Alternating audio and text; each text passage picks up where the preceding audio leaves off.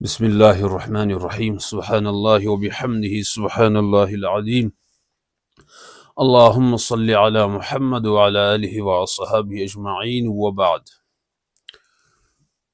उम्मीद है आप सब बखैर व आफियत होंगे। आज हमें कोहेरेंस थ्योरी ऑफ ट्रूथ और इंशाअल्लाह प्रैग्मेटिक थ्योरी ऑफ ट्रूथ पढ़ने हैं।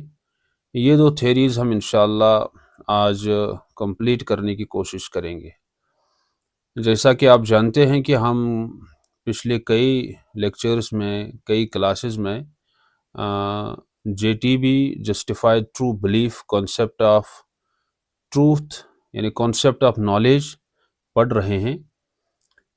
उसमें हमने, चूँकि ये तीन चीज़ें इसमें हैं, जस्टिफिकेशन, ट्रूथ एंड बिलीफ। सबसे पहले हमने बिलीफ पढ़ लिया, चूँकि ट्रूथ और जस्टिफिकेशन जो है वो ये दोनों चीज़ें असल में बिलीफ के ही एट्रीब्यूट्स हैं। तो बिलीफ को हमने पढ़ लिया और उसके बाद हम ट्रूथ की तरफ आ गए। अब ट्रूथ में हमने जो सबसे बेस्ट थ्योरी है ट्रूथ पर, उसको हम कहते हैं correspondence theory of truth, which is the objective theory of truth. और उसमें हमने दूसरी थ्योरी भी पढ़ ली, सब्जेक्टिव थ्योरी ऑफ ट्रूथ, या उसको हम कहते हैं स्केप्टिसिस्टिक थ्योरी ऑफ ट्रूथ, जिसमें हमने तीन नज़रियात को पढ़ लिया, चाहे वो स्केप्टिसिज्म हो, एग्नोस्टिसिज्म हो या पोस्ट मॉडर्निज्म हो। चूँकि ये तीनों नज़रियात जो हैं स्केप्टिसिस्ट थ्योरी ऑफ ट्रूथ में ही आते हैं, और असल में ये तीन सब थ्योरीज हैं और तीनों एक ही मतलब रखते हैं हकीकत में, और तीनों सब्जेक्टिव रियलिटी को ही, सब्जेक्टिव ट्रूथ को ही या मल्टीपल ट्रूथ्स को ही आइडेंटिफाई करते हैं और मानते हैं। आज हम इंशाअल्लाह कोहेरेंस और प्रैग्मेटिक थ्योरीज ऑफ ट्रूथ पढ़ेंगे। तो सबसे पहले हम कोहेरेंस थ्योरी को लेते हैं।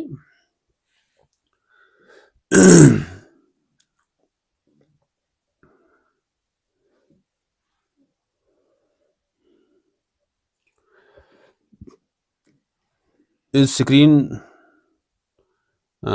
visible to all of you?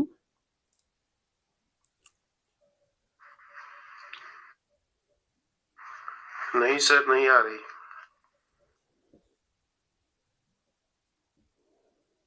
किसी को नहीं आ रहा है? नहीं सर, नहीं आ रहा है।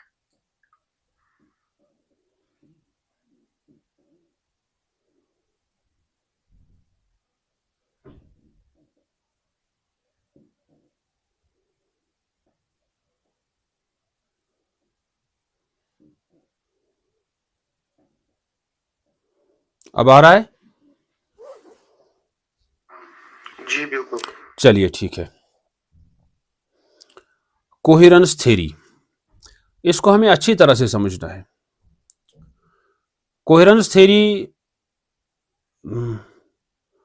एक अच्छी थ्योरी भी है और एक डिसेप्टिव थ्योरी भी है। इसको हम मुसलमान इस्तेमाल भी करते हैं और इसको हम रिजेक्ट भी करते हैं। फंडामेंटलिज्म में इसको एक्सेप्ट नहीं किया जाता है। जहाँ तक बेसिक बिलीफ सिस्टम का ताल्लुक है, बेसिक फंडामेंटल्स का ताल्लुक है, तो वहाँ इसको इस्तेमाल नहीं किया जाएगा। हाँ, जहाँ सानवी दर्जे के मसाइल आते हैं, ये मैं जनरल एक बात अर्ज कर रहा हूँ, कोई इक्का दुक्का मसला इधर उधर हो या किसी मसले को कोई फंडामेंटल समझता हो और हकीकत में वो बेसिक और फंडामेंटल ना हो, वो उसकी अपनी कमज़ोरी है और गलती है। तो ये मैं मजमूई तौर पर जनरली अर्ज कर रहा हूँ कि जो मेरी अंडरस्टैंडिंग इसके बारे में है। तो उर्दू में हम इसको कहते हैं इर्तिबाती नज़रिया। इसको हम कॉन्सिस्टेंस थ्योरी भी कह सकते हैं। कोहेरेंस एंड कॉन्सिस्टेंस एक ही लगभग वर्ड है, ये एक ही मतलब है इनका। तो इसका मतलब है मरबूत या मुस्तहकम होना। कोहेरेंस का माना है मरबूत होना या मुस्तहकम होना, एक दूसरे से मुंसलिक यानी जुड़ा हुआ होना। तो एक दूसरे से मुंसलिक होने का मतलब ही मरबूत होना है। जैसे स्पाइडर का नेट होता है, तो आप देखेंगे वहाँ पर स्पाइडर के वो नेट होता है ना, वो कनेक्टेड होता है एक दूसरे के साथ, हर एक पीस कनेक्टेड होता है। यहाँ वॉलीबॉल का आप नेट देख सकते हैं, वो नेट भी बिल्कुल कनेक्टेड होता है। जहां से आप जाएंगे, जहां से आप देखेंगे, जिस भी पीस को देखेंगे वो कनेक्टेड होता है with other parts of the net. Incoherence को हम इसीलिए कहते हैं scattered things on table. For example, अगर बिखरे हुए चीजें हैं तो उनको हम कहते हैं ये इनकोहेरेंट है, इनमें आपस में रब्त नहीं है, ये एक दूसरे के साथ प्रॉपरली कनेक्टेड नहीं है। मुस्तहकम होने का मतलब है मजबूत होना, यानी something, some principle that does not break. तो इसलिए हम कह सकते हैं कि कोहेरेंस, कंसिस्टेंस और इस्तेहकाम ये एक ही लफ्ज है। तो according to it, a principle that is free from contradiction and conforms to a system is true। अब ये जो थ्योरी है इसके मुताबिक क्या है, कोई भी प्रपोजिशन जो है जिसमें कॉन्ट्राडिक्शन नहीं है और वो प्रपोजिशन जो है वो बेसिक आइडियल सिस्टम को, बेसिक बिलीफ सिस्टम के साथ कंफर्म करता है, उसके साथ कॉन्सिस्टेंट है, उसके साथ मरबूत है, उसके साथ कोहेरेंट है, तो वो ट्रू है। कोई भी प्रपोजिशन, कोई भी प्रिंसिपल, कोई भी बात, कोई भी कजिया, कोई भी प्रोपोर्शनल स्टेटमेंट जिसको हम बिलीफ कहते हैं, अगर वो बेसिक सिस्टम यानी बिलीफ सिस्टम के साथ, यानी बेसिक जो फंडामेंटल बिलीफ सिस्टम होता है या वर्ल्ड व्यू होता है उसके साथ वो मरबूत है, तो उसको ट्रू कहते हैं। On the basis of being coherent with that, we don't actually check the original and inherent truth value of the statement. We just see whether this statement, whether this idea, whether this proposition, whether this belief is coherent with the basic worldview or the basic belief system or basic ideology of the person. If that coheres or if that is consistent with that basic ideal system, with the worldview, with the basic belief system, with the basic fundamentals of the person, we say that this statement, this proposition is coherent, it is true. इसमें एक बड़ी problem यह है कि we do not check the original or the intrinsic truth value of the statement. We judge, we decide about the truth value of the statement on the basis of it is being coherent or consistent with the basic belief system or with the worldview or with the basic ideology or with the basic fundamental system of the person। ये बात बहुत ही important है, इसको आपको याद रखना है। ये पते की बात इसमें है, बस यही बात इसमें है, काफी enough। It states that a belief is true if it conforms to our other basic beliefs। ये बहुत इंपॉर्टेंट बात है इसमें कि हम इसका अपना ओरिजिनल ट्रूथ वैल्यू चेक नहीं करते हैं। We take it for granted, we just accept it as true if it is consistent.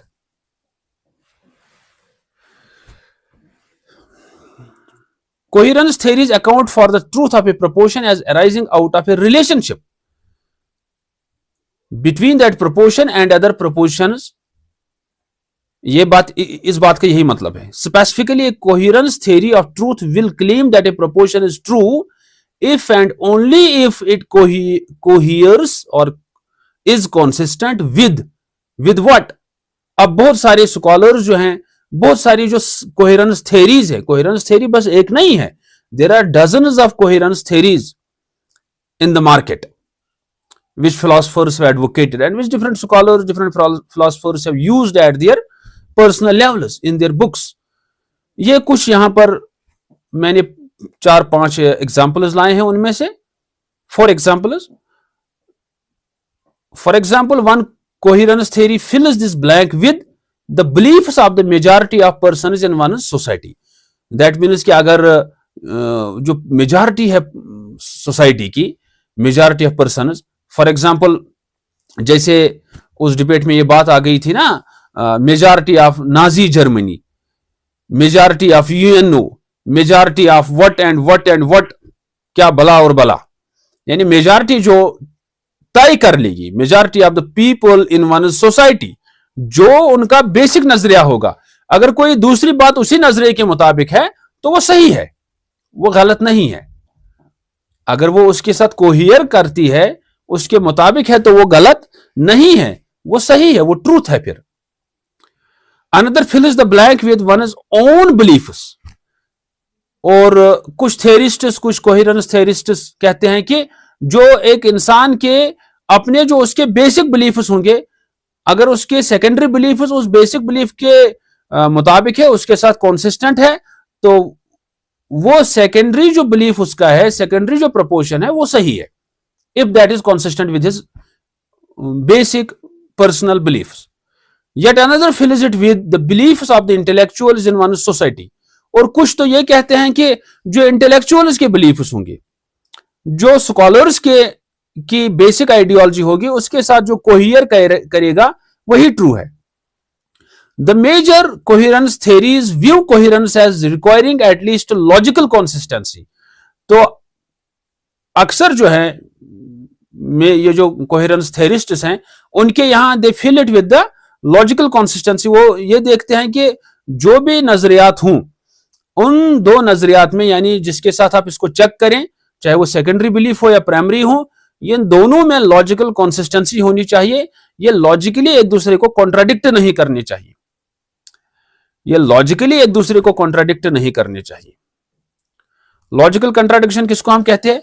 हम कहेंगे all human beings are mortal, फिर कहेंगे some human beings are immortal. अब इसमें लॉजिकल कंट्राडिक्शन है, ये कैसे हो सकता है? पहले तो हमने कहा ऑल, तो फिर हमने कहा सम। यहां हम कहेंगे बस इतनी बात तो मुझे लगता है काफी है, इसमें लॉजिकल कंट्राडिक्शन है।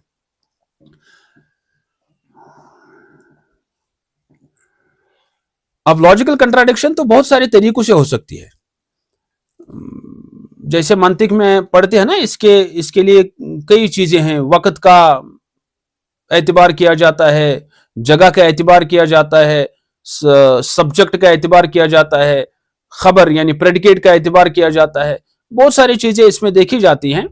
मिसाल के तौर पर आप एक ही बंदे के बारे में कहें कि mister A was present today at 9 AM at this place, फिर कहेंगे mister A was present today at 9 AM at place B. अब तो आपने कंट्राडिक्ट किया, अब प्लेस में कंट्राडिक्शन हो गई। तो ये एक प्रॉब्लम है।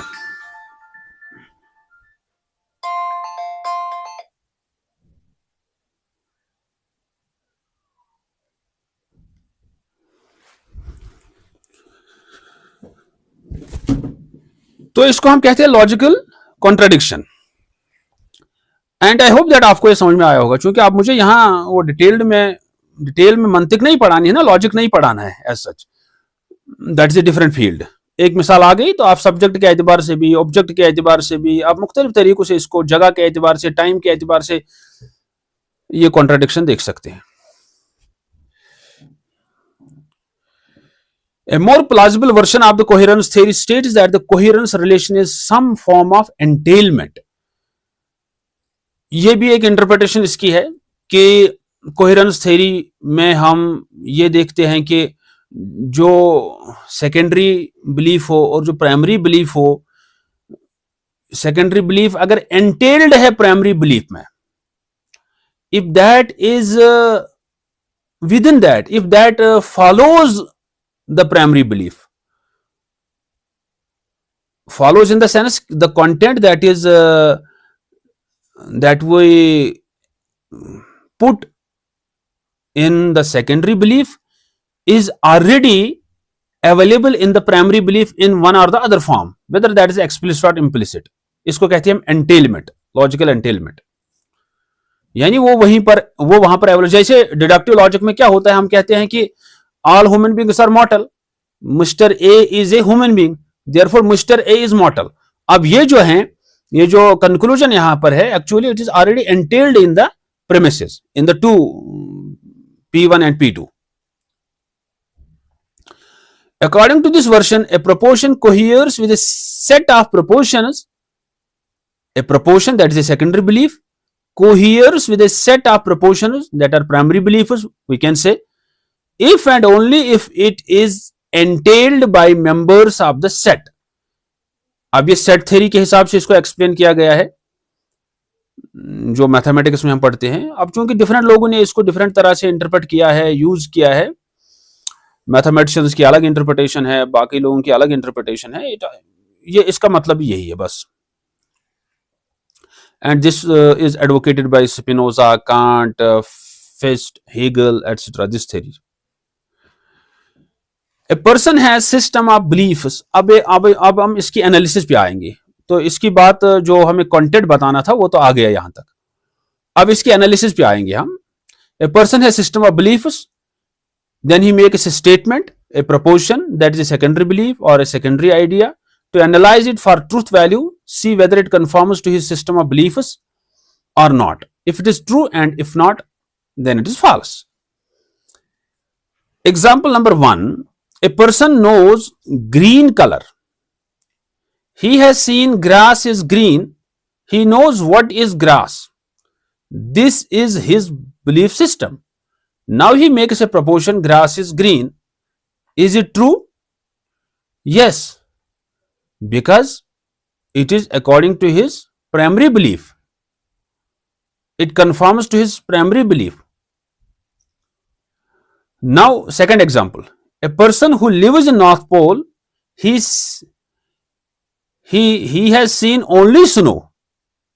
He has seen only snow. He makes a proposition that grass is green. Is it true in the light of coherence theory? No, it does not conform to his belief system according to this theory, because अब तो उसने भी यही कहा कि grass is green, but it does not conform to his basic belief system. But according to correspondence theory, this is true, and it is objectively true. It is accepted by all the people in the world that grass is green. Sometimes grass may be of different color.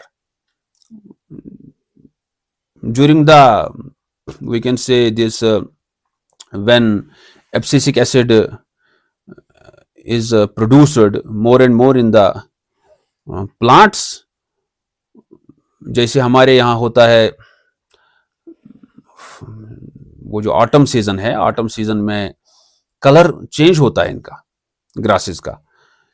तो मगर ये वाली statement जो है grass is green, ये तो ठीक है, ये तो दुरुस्त है, मगर अगर हम इसको कोहेरेंस थ्योरी में देखेंगे ये तो गलत है, because it does not conform to his basic belief system. यहां पर जो हमें मेथोडोलॉजी है, जो हमें तरीका यहां पर है ट्रूथ को जज करने का, ये बताने का कि ट्रूथ क्या है, किस चीज को हम ट्रू कहेंगे, तो एक ऐसे स्टेटमेंट को, एक ऐसे प्रपोजिशन को जो कंफर्म करता है बेसिक आइडियाज के साथ, बेसिक सेट ऑफ बिलीफ्स के साथ, या जो सेट ऑफ बिलीफ्स इंटेलेक्चुअल्स रखते हैं, या जो सेट ऑफ बिलीफ्स मेजॉरिटी रखती है, या जो एक पर्सन का अपना एक सेट ऑफ बिलीफ सिस्टम है, उसके साथ कंफर्म करता है, तो उसको हम, उस स्टेटमेंट को हम तभी ट्रू कहेंगे। Example of A materialist. What exists is made of matter. What exists is made of matter. No non-material thing exists. Most of atheists, agnostics has this belief system. If such a person says soul does not exist, is it true? Yes, it is true, because it conforms to his belief system. These examples are just to train your mental faculty. You may generate your own examples. पहले हम belief system को लिखते हैं एक बंदे का जो होता है, जैसे यहां मटेरियलिस्ट की हमने बात लिखी है कि मटेरियलिस्ट मटेरियल रियलिटी को मानते हैं अल्टीमेट रियलिटी। तो मटेरियलिस्ट जो हार्डकोर मटेरियलिस्ट है वो नॉन मटेरियल रियलिटी को मानते ही नहीं है, तो that is why they reject the soul, existence of soul. अब अगर वो कहें कि सोल नहीं है तो ठीक है, ये सही बात है, according to their worldview it is right, it is true, because it conforms to their belief system. Example of a postmodernist: absolute truth cannot be known. आप जो पोस्ट मॉडर्निस्ट्स है, जो ट्रूथ के यानी रिलेटिव ट्रूथ पर यकीन रखते हैं, जो ऑब्जेक्टिव ट्रूथ को रिजेक्ट करते हैं, जो कहते हैं कि truths are many, truths are realities are many, ये उनका बेसिक बिलीफ सिस्टम है. इसमें liberals atheists belong to it. If such a person says terrorism is bad, is it true? No, it is not true because it violates his belief system. उसने यही तो कहा कि truths are money. उसने यही कहा है कि truths are money. There is no objective truth. अगर वो ये कहे कि terrorism is bad, how it is bad? It may be bad to him. It may not be bad to terrorist. A terrorist, because it conforms to the belief system of the terrorist. Though we also accept that terrorism is bad, but एक liberal को और एक atheist को, एक post modernist को यह हक नहीं है ये कहने का, क्योंकि वो मानता है कि ट्रूथ्स आर मनी. जिस कम्युनिटी के लोग जिस चीज को सही मानते हैं वो वही सही है. असल में वो मेजर नैरेटिव्स को, मेटा नैरेटिव्स को डिकंस्ट्रक्ट करना चाहते थे, मगर उसके नतीजे में उनके यहां बड़ी प्रॉब्लम भी है. उनके यहां इसमें प्रैक्टिकल सिनेरियो जब इसका देखते हैं उसमें बहुत ही लूप होल्स हैं. To some it is a struggle for independence and to some it is defence of the nation. So all are true. Truths are money. So postmodernist cannot criticize others. Otherwise he violates his basic fundamentals. Unless and until there is an objective definition of terrorism, that what we mean by terrorism, what terrorism is, then we can judge it universally that this action is terrorism and this action is not terrorism. But for that matter, once we define something universally at the world level, it becomes objective truth.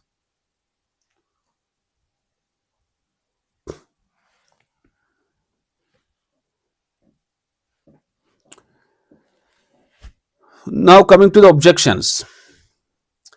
Truth can be based on falsehood. हक बातिल पर मबनी हो सकता है. The belief system may be false, so the truth. अब मसला यह है कि अगर एक बंदे का बेसिक जो वर्ल्ड व्यू है वही गलत है, अब जिस दूसरी स्टेटमेंट को वो उसके साथ जज कर रहा है वो भी तो गलत साबित होगी. अगर वो उसको जब जज करेगा वो कहेगा कि ये मेरे बेसिक बिलीफ सिस्टम के साथ कंफर्म होता है, ये उसके साथ कोहियर करता है, ये उसके साथ कॉन्सिस्टेंट है, तो ये ट्रू है. मगर हकीकत में वो ट्रू नहीं है, क्योंकि बेसिक जो बिलीफ सिस्टम है वो भी गलत है, वही गलत है. Example number 1, serving milk to the idols is a rewarding act. Is it truth? Using this theory it is true. According to coherence theory, it is true. It is right action. It conforms to a person's belief system that there are many gods and worshipping and serving idols is rewarding. But what is the real problem? Polytheism cannot be justified logically. The basic belief system is wrong. अब इसमें जो basic belief system है वो ये है कि there are many gods and it is rewarding to worship all of them. Then there comes the secondary idea that serving milk, blessing them with the showering these roses, etc. on them. अब बहुत सारी चीजें हैं, water वगैरह, milk, rice, बहुत सारी चीजें फिर इस्तेमाल की जाती है. अब ये सारी चीजें जो है सेकेंडरी है, they conform to the primary. But since the primary is wrong, primary is false, secondary is also false. But according to this theory, it is true. So that is why I, at the very first instant said that this theory is deceptive. It deceives. Example number 2 in the objection 1, calling Christ alayhi salatu wasalam for help is permissible. ये proposition है. Is it true or it is false? According to this theory, it is true. It conforms to if we ask a Christian, it conforms to a person's belief system that Christ is son of Father and he is also a God. So calling upon God is legal. What is the real problem? Polytheism cannot be justified logically. Belief system is wrong. अब जो basic belief system है वही तो गलत है. Therefore, this theory is not acceptable to us. Objection number 2, violation of law of non-contradiction. This theory violates, sometimes it violates the law of